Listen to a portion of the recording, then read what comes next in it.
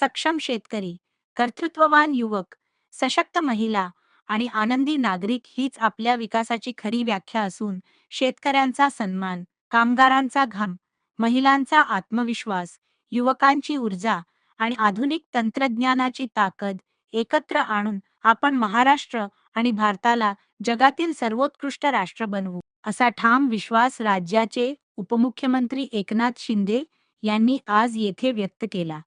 ठाणे शहरात देशाचा 80वा स्वातंत्र्य दिन विविध देशभक्तीपर उपक्रमांनी उत्साहात साजरा करण्यात आला.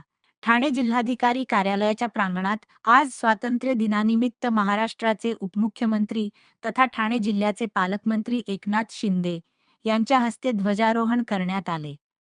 यावेळी जिल्हाधिकारी डॉक्टर श्रीकृष्ण पांचाळ, पोलीस आयुक्त, ग्रामीण पोलीस आयुक्त तसेच ठाणे जिल्ह्यातील आमदार, खासदार, लोकप्रतिनिधी आणि विविध शासकीय विभागांचे अधिकारी व कर्मचारी मोठ्या संख्येने उपस्थित होते. ध्वजारोहणानंतर उपस्थित मान्यवरांनी राष्ट्रध्वजाला मानवंदना दिली. स्वातंत्र्य दिनाच्या निमित्ताने परिसरात देशभक्तीपर वातावरण निर्माण झाले होते. उपस्थितांनी स्वातंत्र्य सैनिकांच्या त्यागाचे स्मरण करत देशाच्या प्रगतीसाठी एकजुटीने योगदान देण्याचा संकल्प केला. यावेळी प्रशासन, पोलीस दल आणि विविध विभागांच्या वतीने स्वातंत्र्य दिनाचे आयोजन करण्यात आले होते. मोठ्या उत्साहात आणि देशभक्तीच्या वातावरणात हा सोहळा पार पडला.